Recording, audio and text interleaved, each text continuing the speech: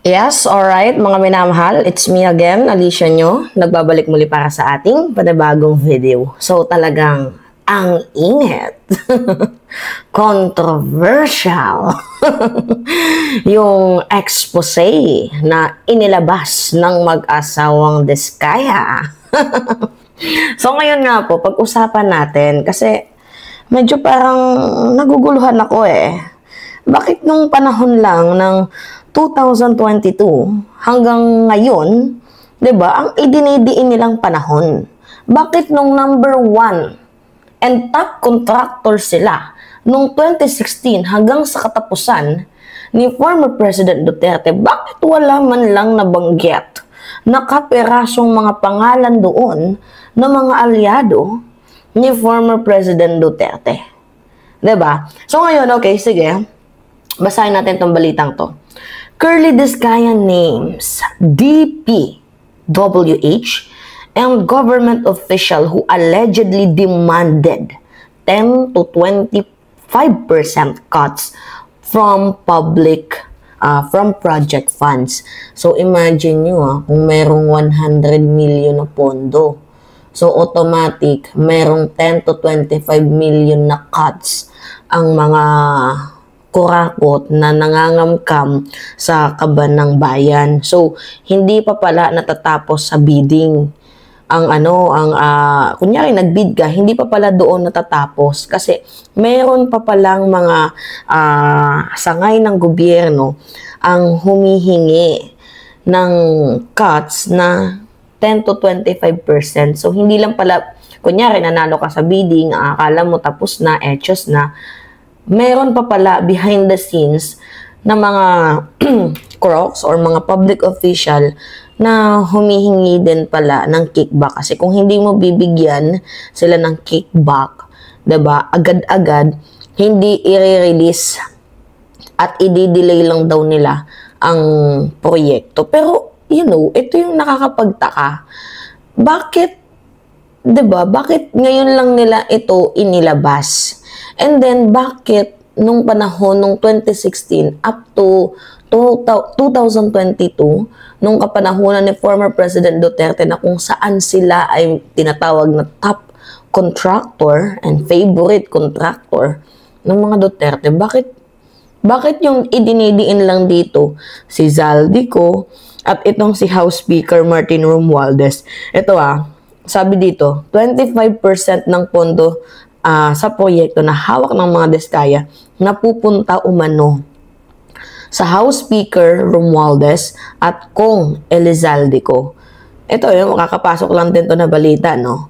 So, whistleblower nga ba talaga itong mga Diskaya or maybe baka natatakot sila, 'di ba, sa administrasyon ni former President Duterte na maybe baka merong comeback, 'di ba? Umaasa sila na manalo itong si Vice President Sara Duterte, kung kaya't ang nilalaglag nila ngayon ay itong sila House Speaker Martin Romualdez at itong sila Elizaldico, 'di ba? Kasi itong frame na to pwedeng masira ang administrasyon ni President Bongbong Marcos.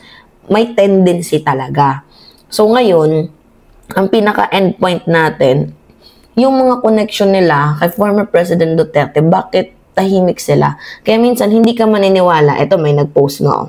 Sabi ng kaibigan natin, funny how Diskaya suddenly had a long list of names, pero bakit wala silang pinangalanan before 2022 nung sila pa ang number 1 contractor at nagsimula raw silang kumontrata on the national level. So, 'di ba? Medyo parang ang hirap namang magtiwala in the first place na okay, may mga nilaglag kang pangalan, natutuwa kami, 'di ba? Pero iimbestigahan pa yung mga 'yan, and syempre yung din nila, yung tawag dito, yung side din nila, papakinggan natin. Pero, 'di ba, mas kung iisipin ninyo, mas nakakatawa na bakit sa administrasyon lang ni PBBM ang nilalaglag ninyo? Diba 2016 kayo nagsimulang maging top contractor at nagsimula kayong kumontrata on the national level. So, bakit nung panahon lang ni PBBM Yun lang yung pinuputak ng mga butchi ninyo. Gusto ko yung yung ma-filtered out, yung katotohanan. Kasi parang parang ang nangyayari nito, nililihis nila ang accountability, 'di ba? Ni former President Duterte or ng mga Duterte. Nililihis nila yung maging accountable sila, 'di ba? Yung mapagbayad sila. Kasi maybe nakinabang sila, ganun, may utang na loob. So parang hugas kamay. Di ba 2016 kayo yung nagsabi? 2016, 'di ba? Simula kayong sumama sa bidding at natanggap kayo. So bakit 2022 lang? So medyo talagang tawag dito, may mali sa sinabi or baka merong mahawak na malaking tao sa kanila. Or maybe sino ba yung nagsulat ng script nila? 'Di ba? Sino yung writer ng mag-asawang to na para baliktarin, 'di ba, ang mundo? Kasi nahuli na sa bunganga nila. Si Bato pa nga mismo nagtanong, kailan ka nagsimula na maging contractor on the national level? Sabi ni Diskaya, 2016. And then, eventually, sabi ni Bato, please make sure of your answer.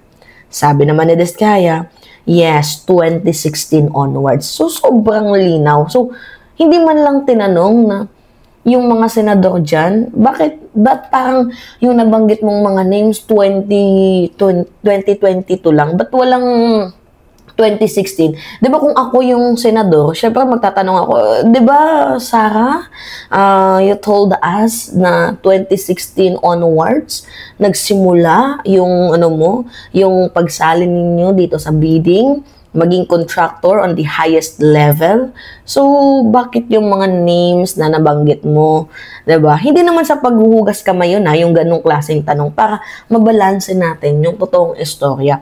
Kasi 2016 top contractor sila ni former President Duterte. So, 'di ba, kung tatanungin, bakit panahon lang, 'di ba, ng mga panahon lang ni PBBM ang idinadawit at idinadamay ninyo? Nadamay pa nga itong si Elizalde ko at itong si House Speaker Martin Romualdez, di ba? Which is parang, di ba, matatawa ka na lang. Anong katarantaduhan to? Saan mo napulot yung na yan? Nasaan yung ebidensya mo? Di ba? Ang hirap magbintang nang wala kang ebidensya. Pero, di ba, nakita natin na ikaw ay top contractor ng mga Duterte since 2016. Diba, sino yung writer mo? Diba, mga minaman. Nakakaloka. Okay, may nag-comment sa atin. Sabi lang dito, bakit yung connection kay Digong, bakit ngayon lang to lumalabas? Bakit hindi kasama si Digong? Kasi sa panahon ni Digong, nagsimula at lumala ang ganitong sistema. Sabi pa dito, tandaan ninyo mula 2016 hanggang 2022, build ang bandera nila. Pero sa likod ng magagandang press release, pinagyaman lang daw ang mga contractor at mga kasabwat sa DPWH. So mga pangalan tulad ng Diskaya Group at iba pang golden contractor ay sumikat at naging malapit sa mga politiko. Ang tanong, kaya ba lumaki ang operasyon nila kasi may basbas mula sa taas? Posibleng ganon, diba? Posibleng ganon. Ngayon, ang tawag pala dito ay isang classic na laglagan, sabi ng ating commentator. Kapag hindi na hawak ang kapangyarihan, unahan na sa pagbubuking. Pero kasi, ito yung nangyari kasi sa sa Diskaya couple. Hindi naman nila nilaglag itong si former President Duterte, or maybe they are afraid. Diba? Na baka pagdating ng panahon, balikan sila. Posibleng ganun. Sino kaya ang writer nila? Matanong lang. So, anong segment kaya mababanggit itong si former President Duterte? Actually, yung hearing is ongoing. So, well, let's see kung ano yung mangyayari later on. Ay, nako. Kung bibigyan nyo ng title, itong pangyayaring hanash. yung yung magiging title nyo dito?